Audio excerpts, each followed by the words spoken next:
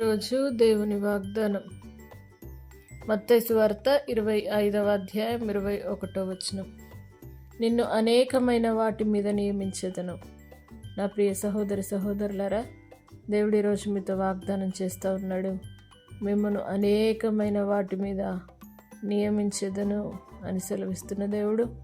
ప్రతి విషయంలో కూడా మిమ్మల్ని నియమించే దేవుడు, అనేకమైన వాటిని అప్పగించే దేవుడు కనుక దేవుని ఎదుట మీరు ముందుకు సాగినట్లయితే, మీకు అప్పగించబడిన పని నమ్మకంగా చేసినట్లయితే, అనేకమైన వాటి మీద దేవుడు మిమ్మల్ని హెచ్చించి నియమించి ఆశీర్వదించునుగాక. ప్రార్థన. పరిశుద్ధుడా, నమ్మదగిన దేవానికి వందనాలు.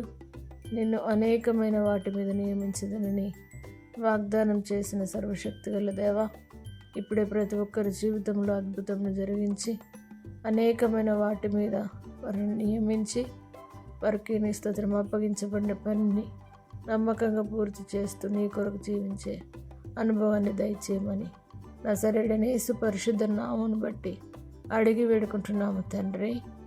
ఆమేన్. దేవుడు మిమ్మును దీవించునుగాక.